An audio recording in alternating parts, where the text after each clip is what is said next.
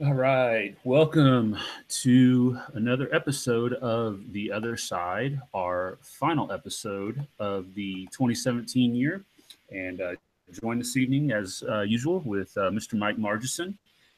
And he and I kind of talking a little bit over the break here that we have being public school teachers and discussing a little bit about what to do here at the end of the year. And we both were kind of in agreement that it would be kind of a nice thing to do a little year in review 2017. And he kind of had the idea of maybe kicking around the good, the bad, and then, maybe a look into 2018, what we are looking forward to, and maybe what we can expect in the realm of politics. And so we have done some background planning on this and everything, but as we were talking and kind of setting everything up, what we decided to do was neither of us have disclosed what we have identified as our three good and three bad. We limited it to three for the sake of time. Three good, three bad from this past year. And so what we thought we would just kind of do is, let each other kind of run through with a chunk of time, and kind of maybe if there's any dialogue back and forth, you'll hear that as well. And then, like I said, we'll come back together here at the end for a quick recap. So, having said all that up here, good evening, Mike. Welcome. Thanks. How's it going? Oh, going well. I hope you and your family had a good Christmas. I know we were able to kind of just relax and had all the family over at our place. And I tell you, as the boys, we had two boys, 10 and 7. And as they get a little bit older, it's nice to let them just hunker in for the day and play with their toys and electronics and all that. So we kind of had that. Now we're looking forward to our New Year's party now. So Yeah, good. yeah. So, all right. Well, let's go ahead and jump on into this here. So, as I said, what we're looking at doing here is just kind of a quick review over some topical things in our country or global events that we experienced here in 2017. It was certainly an inspiring and tumultuous year in some ways with some events. And so, without I guess any further ado, I'll turn it over to you and take our listeners through what you saw as the good and the bad of 2017. Okay, sure. Okay, so I'm going first here. You know what? I'm actually going to start. I'm going to go through a couple of things that just missed the cut. I was making these lists of everything that was positive and everything that was negative. And as I'm looking back on the list, I mean, there's so many things on here that I actually find funny. Hey, do you remember when everybody was supposed to turn stupid because Betsy DeVos was confirmed as education secretary? Yeah, This everybody didn't was panicking this for didn't make my final three in either the good or the bad, but I thought that by now we were all supposed to be illiterate, if I remember correctly. yeah, you are remembering correctly. Yeah, so that one missed, but boy, wasn't that a fiasco? And it's Oh, disappointing because I mean, if you listen to it, this was literally the equivalent of the apocalypse. Everybody was going to be stupid. The kids were going to be dying. Nobody would know how to read. And I just wonder if like any of these hysterical leftists might want to comment on something that they tweeted or said or whatever. I decided not to put the anthem protests in my negatives. That was a close cut, mm-hmm. and that's actually affected me pretty personally because I stopped watching NFL. I was so ticked off over it, and that's kind of a big deal for me. But so that didn't make it. I didn't put in the sex scandals because Mm-hmm. this being the other side, that's pretty one-sided, right? I mean, that's not like anything other than a couple of Hollywood elitists who are trying to cover up. Everybody kind of agrees that.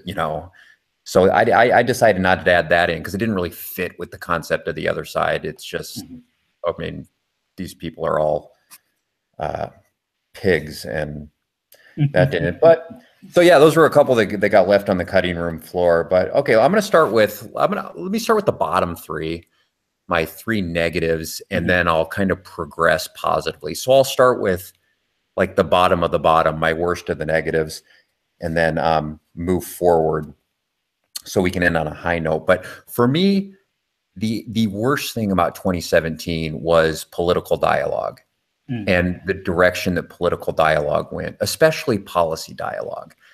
I think that it took a bigger nosedive since Trump's inauguration than at any other time that I can remember. And look, I've been through, the Bush presidency when he was the biggest idiot on the planet, and he, couldn't say nuclear right, and whatever it is they used to say about it. He had kind of that Texan Southern drawl, and so he was automatically an idiot. But the dialogue now is just degenerated into, I would call it garbage, but that's insulting to garbage. You can't carry on a conversation with anybody anymore. So that got the bottom of my list. And look, if you want to talk about politics, I think back in 2017, what were the arguments that I was having with people who are anti-Trumpers?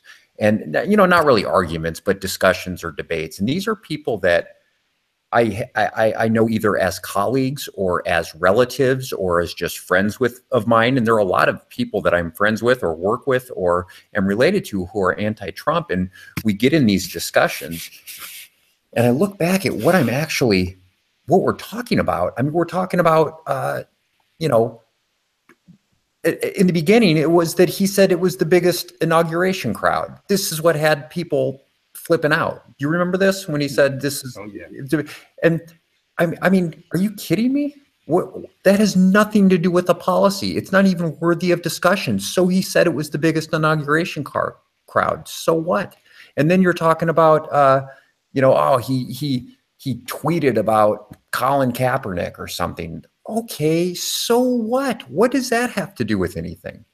This is what political dialogue has descended into, when you can't even have a legitimate policy discussion about the merits of this policy or that policy. And it's really sad because that's something I like to do. I like to debate.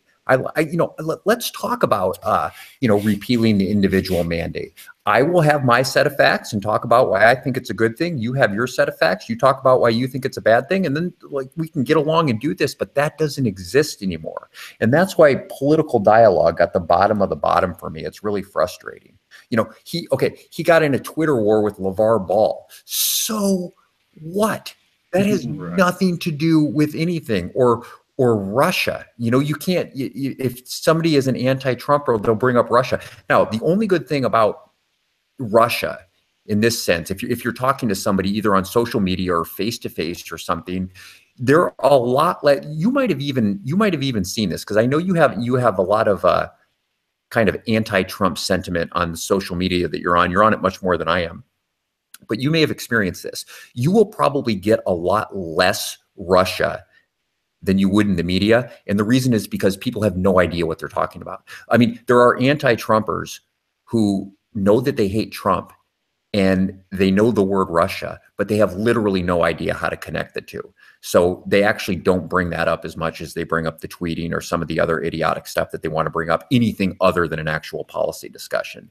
But you'll hear people say, Russia and collusion, but with no ability whatsoever to actually link the two. What Trump plus Russia, how the collusion happened, what Vladimir Putin did. Did he hack our election results? Did he somehow get into the ballot boxes and change votes from Clinton to Trump? Nobody actually ever connects the dots. They literally just say Trump, Russia. So this is the bottom of the bottom for me. That policy discussion, talking about tax reform, we can't talk about tax reform because what do we end up talking about? We end up talking about, tax breaks for billionaires while children starve. That's the only, that's the narrative. And there's no legitimate discussion about whether or not tax reform is good for economic growth or whether or not, high marginal tax rates for better social policies are the better way to go. You can't actually have that discussion anymore. Okay. Right. Oh man, I went a little long on that one, but that's frustrating, don't you think? That's all right. Oh, absolutely. No, I completely agree. Okay, my second of the bottom one, there have been ways in which I had high aspirations for Trump when he was elected. I think that was partially because I was so shocked that he got elected. I was so shocked that Hillary didn't win. I was I was excited about a lot of things, and I got let down a couple of things. So this is the second negative for me.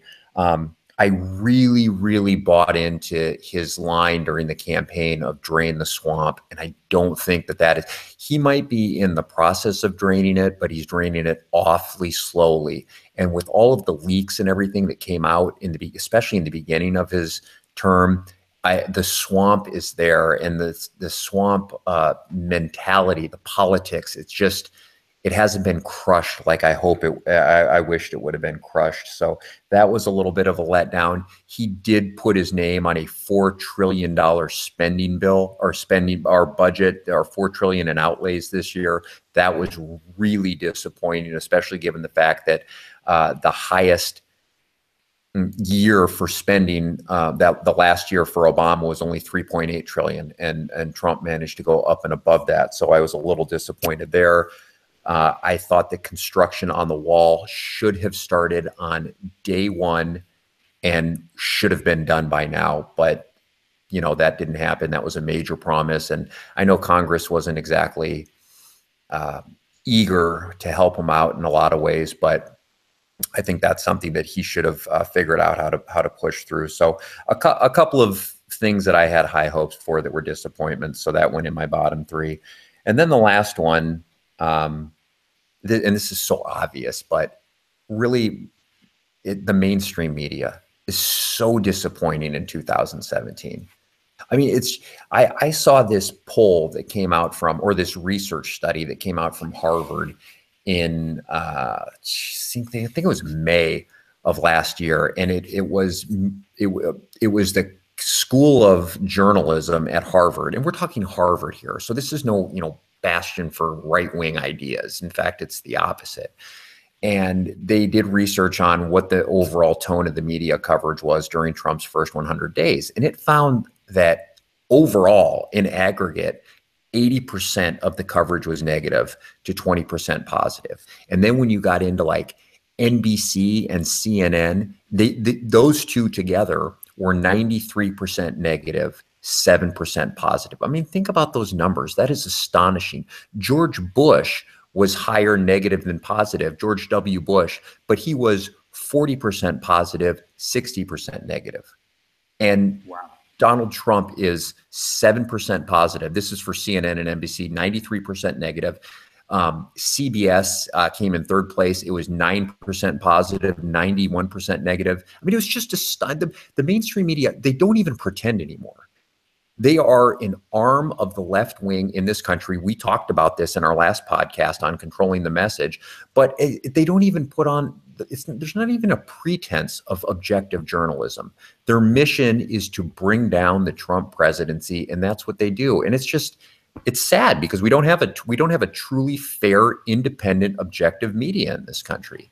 And look, and I will say this, in that same study, everybody scoffs at Fox News. They say, oh yeah, well, Fox News. Okay, so there's one outlet against 50 others, first of all. But, they kind of scoff at Fox, their fair and balanced tagline. Everybody on the left scoffs at it. In this same, and anybody can look this up, just Google Harvard media coverage, Trump first 100 days, it'll come up. Fox News was 52-48, and it was 52% negative, 48% positive. It was the only one that was somewhat even close to being balanced. All the other ones were in the 90s negative and 7 positive. So that really is just frustrating because there literally is no media. It's just complete opinion and emotion now, which is annoying. Okay, so those were my bottom three. Political dialogue, a couple of broken promises or just unfulfilled promises, and then the role of the mainstream media, which is not to present news, but to bring down this guy that they don't like. All right, my positives. Let me go through these here. You know what? I was trying to think back about what made me happiest, and honestly, it's a little bit weird, but Hillary Clinton losing I'm almost makes me happier than Trump winning. This is definitely in my top three positives. I never get sick of watching her do an interview where she tries to explain away some of the reasons that she's somebody who is as power hungry as she is, somebody who is as conceited and self-absorbed as she is, for her to have to live with the fact that she lost to Donald Trump, somebody who she sees as subhuman, I just love it. I can't get enough of it. This will make me happy for the next 4 years. It serves her right. It's absolutely perfect. And it's at the top of the things that will make me happy. Is that sadistic, or is that? Oh, well, there's a German word that has to do with enjoying other people's misery. It's escaping my mind right now, but no, it's absolutely to see everything that the Clintons have done to weasel their way into politics in America. I think we can revel in that one a little bit. Yeah, and I would just, if I could just sit her down, I would just like to say, do you understand that not for the second time in a row, people didn't want you to be president, but not only that, people wanted Donald Trump to govern them instead of you. This is what people wanted. I mean, that just has to eat at her. The problem is, I think that it probably doesn't affect her. I think she honestly really thinks that it's James Comey's fault, it's Vladimir Putin's fault, it's whoever, everybody else's fault but her own. But it makes me extremely happy to know that she lost here. I'm still basking in this. Okay, second of the three, look, I talked about some of the letdowns from Trump. There are a lot of accomplishments. You will not hear them in the mainstream media. You won't hear them at all. But we know about the tax reform bill. That is a big deal. No children are going to starve. 80% of American families, that includes the middle class, are going to get tax relief cuts. That includes the lower class. No matter what you hear on the news, this is not tax cut for the rich. This is tax cuts for all of America. He rolled back a ton of regulations in that first year, and a bunch of this goes under the radar. A lot of EPA regulations, which stifle business and innovation, have been rolled back, which is great. And then on the immigration front, our Border Patrol, from what I understand, has less to do this year than they've had to do in the last 8 years combined. They say it's just remarkable. In fact, I have a friend who's in the medical field, and he has a patient he lives in Arizona, so he has a patient who's a Border Patrol agent. And my friend was just kind of asking him in one of the visits one time, hey, tell me about, the building the wall. Do you guys support that? Where's it going to go? How's it going to make your job easier? And this Border Patrol agent said, we don't need a wall. He said, Trump is the wall. Since Trump has been inaugurated, our job has been 10 times easier. We don't have to deal with the crossing. Nobody's even trying anymore. He said, Trump is the wall. And if you just look at the statistics of people who have been turned away at the borders, illegal immigrants who are coming in, we can debate whether or not it's good policy, but it's certainly accomplishment. He ran on the fact that he wanted to curb illegal immigration, and he has certainly been able to do that. So there have been a lot of accomplishments during his first year that I think have flown under the radar. Okay, and then my last of the positives, and I'm going to admit this, I like his tweeting. I think it's great. And one of the reasons I think it's great is because the left has an absolute or just not even the left, just anti-Trumpers have an absolute meltdown every time that he tweets. And I think that it's great. And when we talked in our last podcast about controlling the message, this is Trump's way of taking the message away from the journalists, away from the mainstream media. They think that they are the gatekeepers of this sacred, information in how to present it to the public. And Trump beats them to it. And he tweets it out first and foremost. He tweets it out before they can even get it into print. And then they are left just seething mad. You can tell it. You can just tell by the way that they report it. But he's gone over their heads. It's Trump directly to the American people, and he does it through tweeting. And I think that it's great. And yeah, I don't care. I couldn't care less that he involves, that he tweets about Colin Kaepernick or anybody. He did have one tweet this year that I thought was ill-advised. But look, if you're tweeting 20 times a day, 365 days a year, that's what, 7,500 tweets. You make one bad one. No big deal. I think he did pretty well there. So anyway, tweeting, that's my last of top three. So bottom three, top three, there's mine. Yeah, that's pretty comprehensive. I like that. There's a little bit of overlay, but honestly, I thought we would have a lot, but I kind of went in a different direction on a couple of things. So this should be interesting here. So I definitely like what you hit, and I agree, especially there at the end too, with what you said about.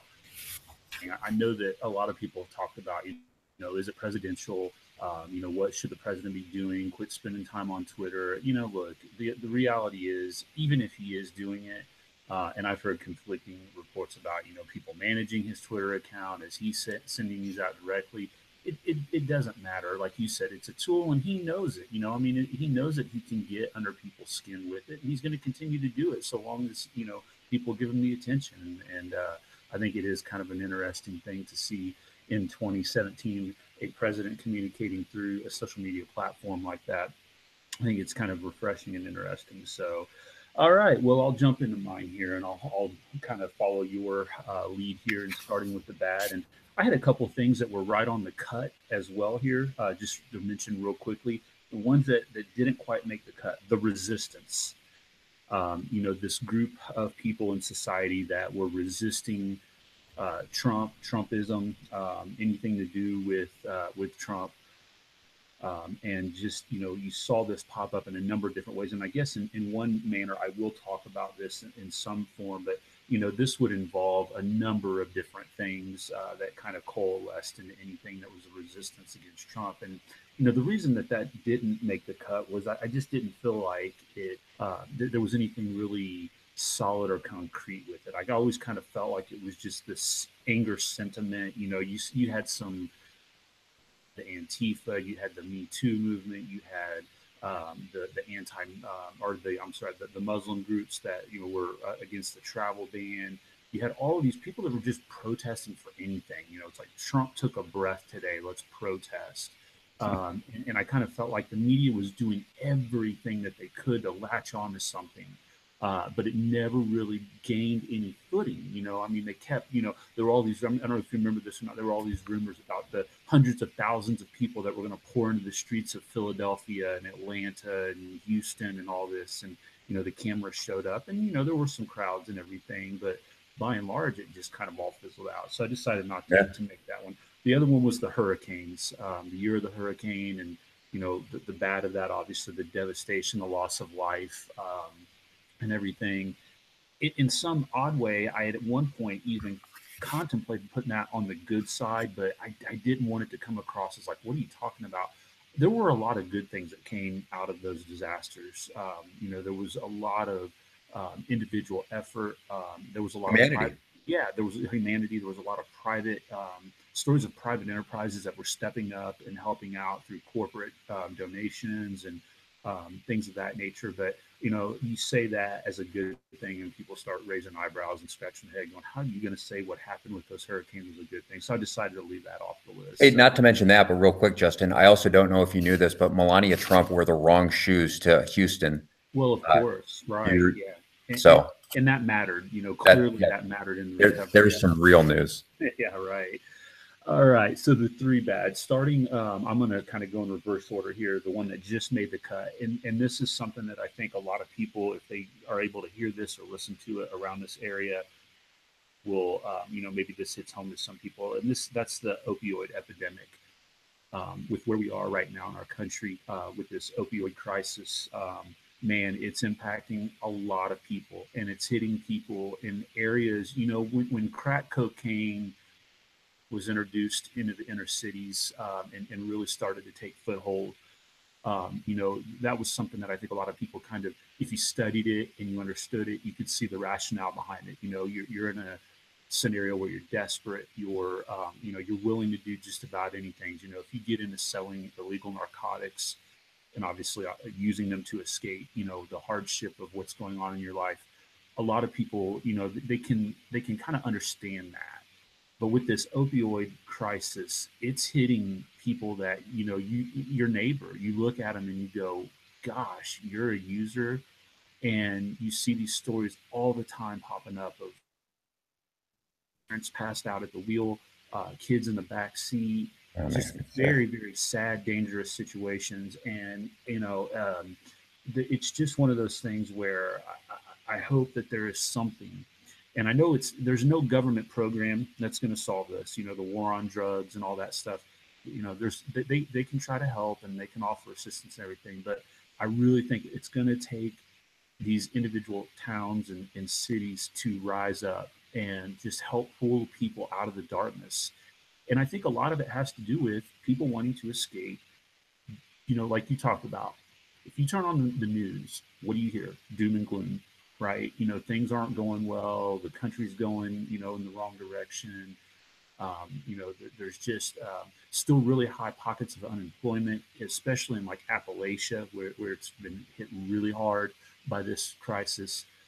We've got to do something to get people back up on their feet. We've got to get them working. We've got to get them skills. We've got to get them trained. We've got to get them out of this cycle of poverty and violence. And so I think what we've seen here in this part of the country and nationwide, it's really sad to see what's going on. And I hope 2018 can bring some bit of solution to curing those that are stuck in that. And I know it's very controversial about, is it a disease? Is it, whatever, obviously you have to get involved with it at some point, but regardless of that, there are people that are struggling and crying out for help. And so, to see what's happening in small communities across rural America is really devastating to see. So I had that as my number 3. Number 2, stepping outside of the country here a little bit. I decided to go global a little bit, but I think I can relate it back to what's going on in the United States, and that's Venezuela. I don't know if people are really, really aware of what is going on in Venezuela right now, but it's bad. I hope people that are, maybe watching this on playback or what have you, go out, and I just encourage you, go out and research Venezuela and just Google images. Just go over to Image Side and just look at the pictures of people that are lining up.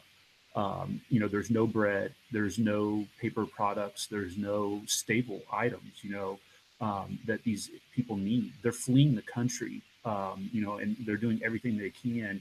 And, as bad as people like to make Trump out to be, Nicolas Maduro is letting his citizens die. And that's not an exaggeration. When people talk about, oh, they're going to repeal the individual mandate, or, oh, tax cuts and what's going to happen to Chip, there are people that are literally dying right now in Venezuela because of their government policies. And so, again, I just encourage you to go out and take a look at what the state is like in Venezuela today. And I guess the tie back that I'd have to that is, the scary thing is that there are still a significant chunk of our population and our youth that really feel like socialism is a viable option. That it offers solutions to some of the ills that we see in our society today. And there just couldn't be anything further from the truth. So I would encourage you to not buy into the rhetoric that you hear from certain groups or individuals that will tell you that government has the solution, because it doesn't. It doesn't have the solution. It's you and I. It's individual communities coming together. It's a belief and trust in the market that it can solve solutions, and giving people the capability to go out, with unfettered access to the resources that we have, and cut government regulation and get them out of our daily lives. That's going to offer us the best hope and chance for improving our situation. To tie back to what I was talking about a minute ago there, with some of these people that are in, kind of that desperate mode. Trust me, you do not want these policies to come to fruition here in the United States. It will be ugly. And so I would encourage, again, everybody, take a look at what's going on in Venezuela. It's really bad. And then finally, my last bad thing of 2017, coming back home, free speech being under attack. And I kind of just labeled it that way, as to see what's going on college campuses, what's going on in the workplace. When you start seeing stories pop up of individuals that have lost jobs, I know there was the one high-profile job of the guy out, it was with Google, who lost his job. Just the overall sentiment that you hear from people that are afraid to speak their mind, regardless of what your political ideology. The fact that that is occurring is a very scary thing. We hold it sacred in the First Amendment, which, as I talk to our kids all the time in government class, I say that is a natural right that we have in our mere existence. Government, no entity grants you the ability to enjoy free speech. You enjoy it by virtue of being a human being. Government exists to protect that. There's no standard. There's nothing in the First Amendment that says free speech guaranteed only if government agrees with it, only if this group in society agrees with it. So whether or not you or I or anybody else feels like, hey, that is an okay ideology, we should allow it to be espoused, that doesn't matter. And there's a lot that said that it makes my blood boil.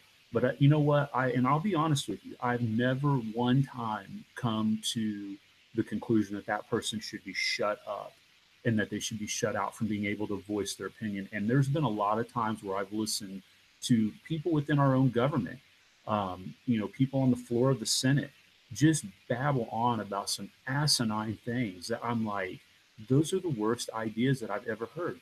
But I've never thought, man, that person should be shut out from being able to say that. Somebody needs to cut the mic off and get them off, drag them off the floor.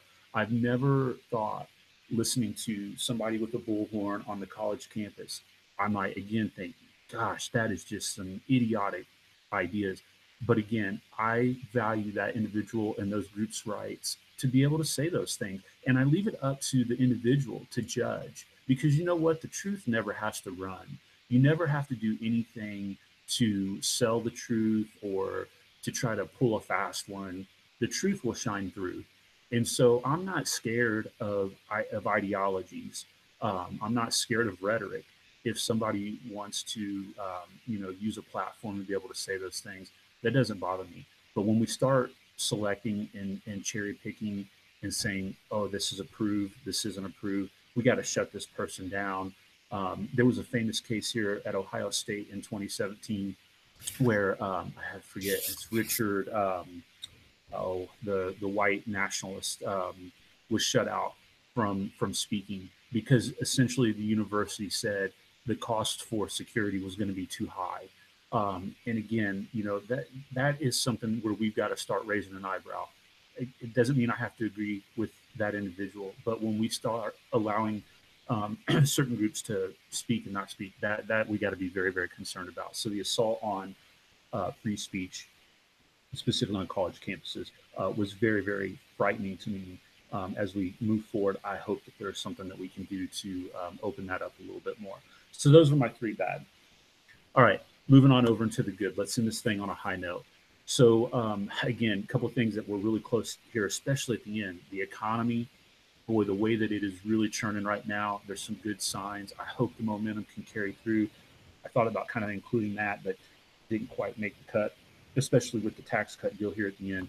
I just didn't think it rose high enough for me in terms of what I was looking for. And again, I've got a couple of things locally or nationally and then some international things. Number one, and I'm going to kind of go in reverse order here as well. ISIS. When was the last time you heard anything about ISIS? They've been defeated. You won't hear that in the news, though. Right. No, and that's what I mean. You didn't hear Pete written in any of the mainstream media about this. I've seen a couple of different independent agencies, especially like you got to go global more to find this. But I saw a couple of stories in particular around this time in Turkey and in Syria, in Ephesus, and then some other places where they were able to celebrate Christmas openly. Yeah.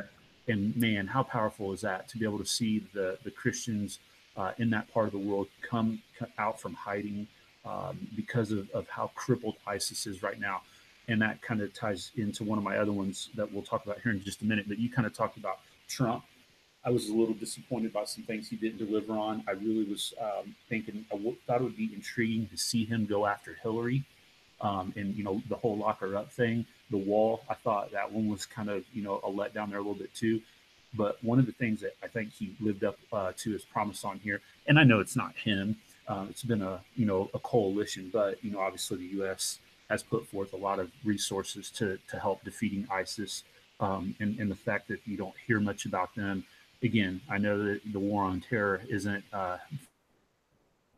but let's hope that this is good news and a positive sign there. So I thought that was a good thing. This one might be a little obscure, so hang in there with me on this one. But one thing that I was really encouraged to see was what went on in Catalonia. If you followed that story at all, when that happened, I was really intrigued by that. And the reason for that is because I've always had this fascination with secession. I've always felt like it is the right of the states, and bringing this back home, that, when the states were formed under the Articles of Confederation, that the idea of a state was as a nation.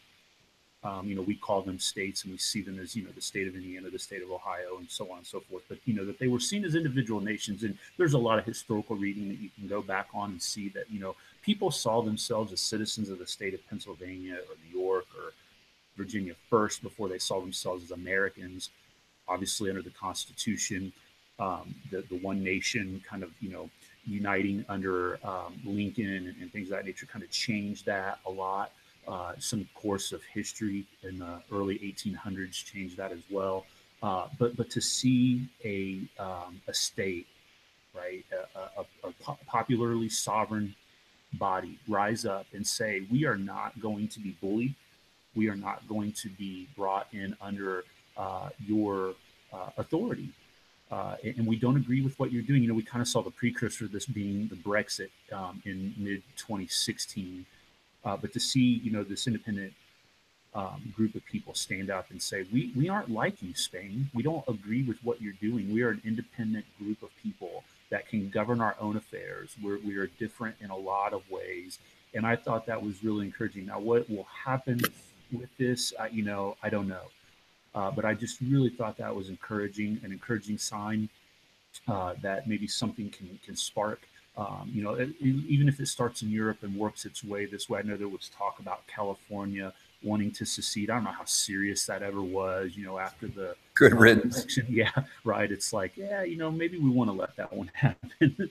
But it would be interesting to see if, we could get a body, right, a state or a region to have some serious discussion about, exercising and using the Ninth and 10th Amendment as a way to take back power. And I know this has happened on a couple of events here recently, obviously with the marijuana, with immigration, with guns and things of that nature, where the states have exercised some autonomy and sovereignty. But it would just be really encouraging to see more local, smaller governments step up and stare down the face of these big, corporate governments that just think they can throw their weight around and, kind of like this, you will obey, and just really kind of take back some autonomy and sovereignty. So I thought that was a positive sign. And then finally, I kicked this one around a couple of different ways. I don't know how you slice it into a million different pieces, but it just comes down to one word, and it's Trump. And it's the one thing I just said was Trump. It's so complex. There's so many different angles that you can look at with this thing, but I just wrote down Trump. And I think out of the one thing with all that I mean by that is the idea that an individual, an outsider, came in and just grabbed the bull by the horns and just took down establishment politics. That was so encouraging to me. Now, again, this isn't even going to begin to touch on policy. I know you've kind of talked about some letdowns and some positives, and I did as well. I'm just focused on the idea of an outsider stepping up. And I know there's always talk about, oh, the two-party system, I hate it. What options do I have? Look, this is the closest thing. Yes, he identified as a Republican, but clearly that there's not a unified Republican Party right now. He is anything but a Republican in name only, what they call them, rhinos. Right.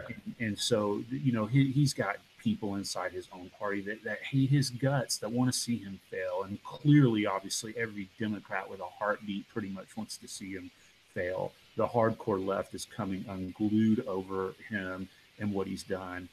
But it's been refreshing. It's been refreshing in so many ways to see him breaking down these ridiculous barriers of, kind of like what you were talking about with the social media. That's just an example. It's like you're wanting to apply 1940 standards to the presidency. A group that wants to lecture us ad hominem about change and we've got to adapt. And okay, here comes along this maverick, this guy that's breaking the mold. Well, now all of a sudden we need to revert back to our tradition. And when Obama came around and did things, it was, oh, he's innovating, he's cutting edge, he's all this. And just save it. It just was so refreshing, to see somebody come in and take down establishment candidates on both sides. And I mean, if you remember, that Republican primary was brutal. Oh, that was a bloodbath.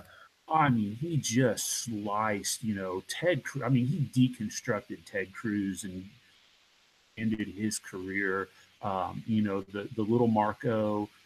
I mean, he just shredded these guys to bits, knowing that if he wins, he's got to work with these guys, and he did not care. He called a spade a spade. Yeah. He called them out on the carpet. He exposed the hypocrisy, because at the end of the day, those guys have an R next to their name, and Hillary had a D next to her name. And really, separated, you could say, oh yeah, there were a few differences in how they would do policy and everything. But look, what people wanted was, we want our guy in office.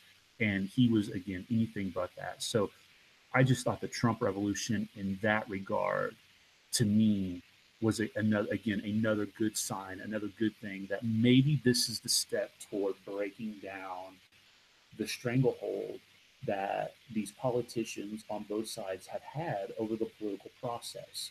And maybe this is the beginning, the seeds of getting a legitimate third party option in. Will the Libertarians get their act together? Certainly, you've got Gary Johnson, what's Aleppo, and this guy that seems to be running the party now, Nicholas Sarwark, seems to be out in left field. But maybe there will be some option that will kind of shine through and get the American people, because this is where I'll end with all this, and then we can kind of talk about moving toward 2018. As a teacher, as an educator, and I get kids that come to me all the time. I hate government, Mr. Spears. I hate government. I say, I know you do. I know you do. You hate politics, right? Oh, yeah. It's just guys yelling and everything. I know. I understand. I don't think that people are in the state that they're in today because they're apathetic. That's a word, that kind of buzzword that kind of gets used a lot when we talk about politics. People are just apathetic. They just don't care. There is some of that. But I'll tell you, I really just think that people are defeated.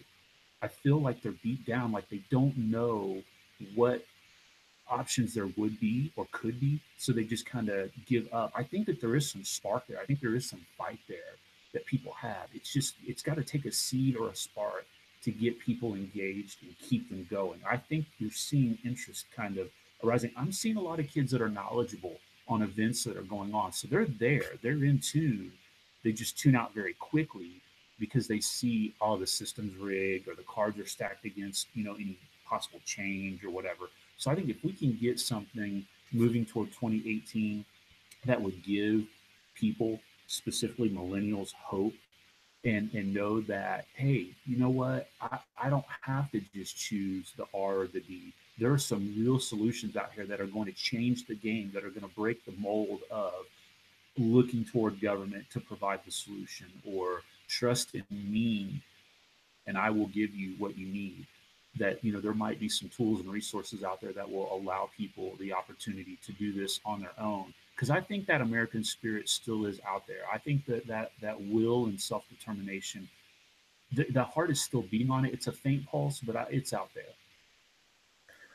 Hey, I agree with you. Dude, those were all really good points. I didn't even think about going out beyond the borders, but I really like the point about Venezuela. Venezuela switched to a strictly socialist state, a strictly socialist economy.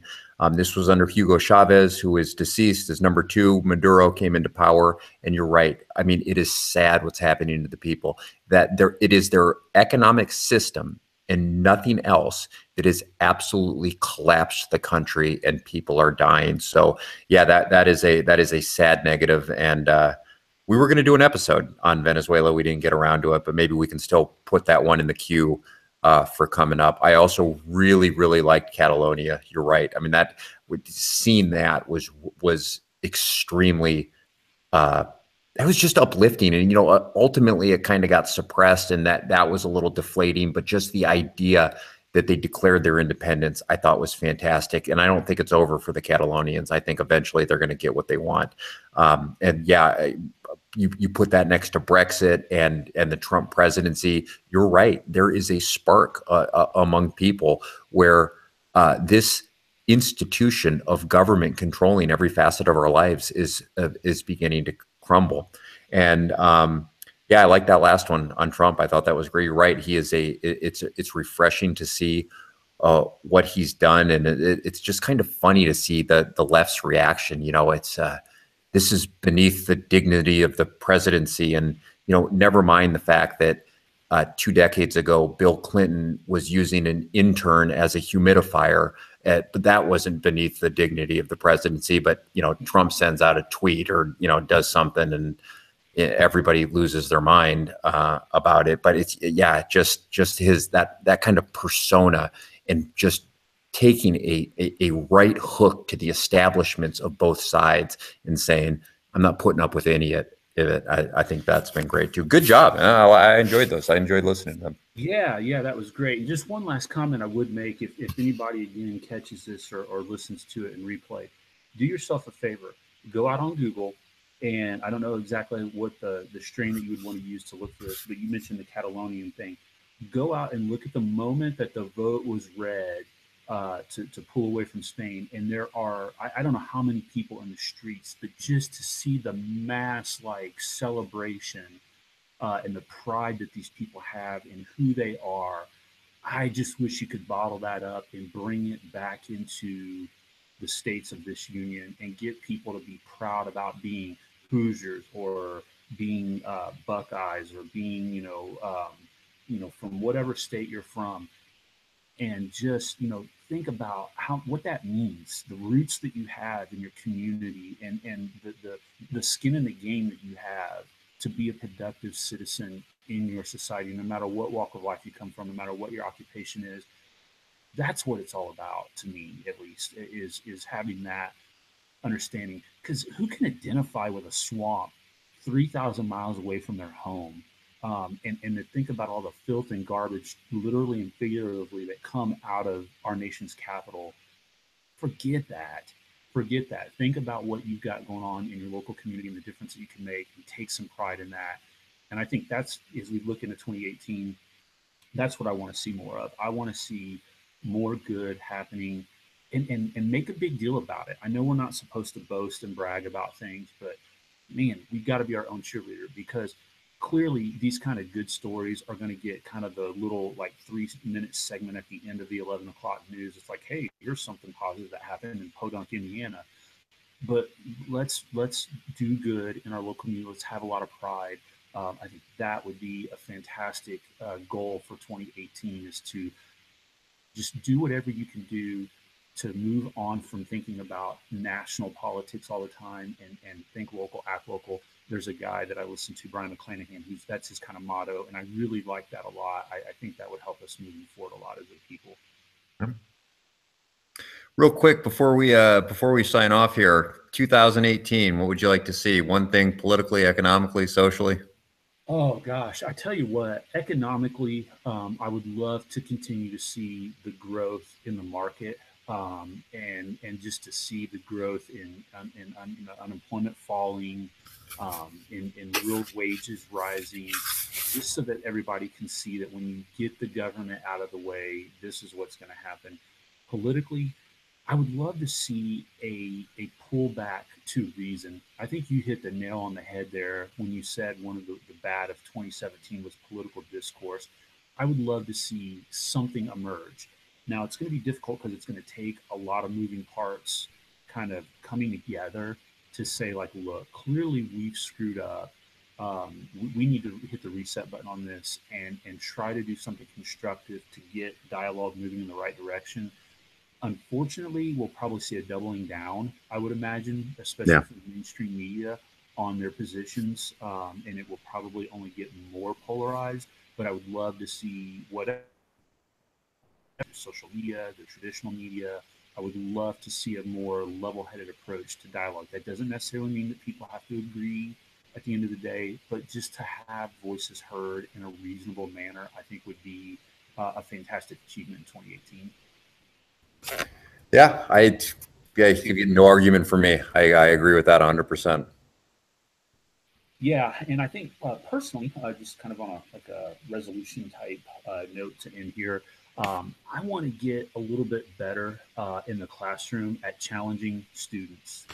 I think sometimes it's easy when we get into the day to day to be resolved to the fact that I'm just punching the time clock, so to speak, and it's easy to fall into bad habits and just kind of put the cruise control button on and just move forward from here on out. But I think the second half of the school year, I'm going to try to do some things to change some approaches on how I handle day to day things in the classroom and not just let mediocrity rule the day. I have a tendency to let that happen. It's easy to get beat up and think, let's just do this and get it done and move on. I'm going to challenge some students in some ways that I've not done before. And that's going to be uncomfortable for me. It's going to be difficult for me to hold myself accountable on that, I think, but it's something that I'm really going to try moving forward. Well, I'm sure you'll knock it out of the park. The kids really enjoy your class, so. Yeah, we'll see. I hope. I want to try to. My goal is to get these kids thinking. We've got to get them thinking. We've got to get them beyond just, hey, here's a set of facts. Regurgitate this back to me. That's not going to help them in their lives. And so, challenging them on their beliefs and opinions and getting them to form reasoned, rational opinions based on facts and things are what I'm in the game for. And so I hope that that is something that I can help accomplish here moving forward. Awesome. All right. Yeah, I Well, think hey, this has been a lot of pretty fun. successful wrap up. Yeah, it's been a lot of fun. That was a good list to go through and some good dialogue there. And hopefully the listeners, if you go back and are listening to this on replay, can take some of that in. And feel free to, again, as we always say, shoot us any kind of feedback that you have, any comments, the Facebook, the Twitter, our email, Margison and Spears at gmail.com, all one word. We'd love to take any emails and everything. And I think this podcast moving forward into 2018, we're going to try to push a little bit more as well. Maybe try to get a little bit more branding and maybe our own social media accounts as well, and try to get people engaged and maybe bring some more guest speakers in and just try to continue to build off of what we've started here in 2017. So, Mike, I appreciate your efforts. I know that you're a very busy family man as well, so I always appreciate the time that you make to make this happen. Likewise. All right, well, that'll do it. Again, for 2017, thanks for listening, and we'll catch you in 2018 on the other side.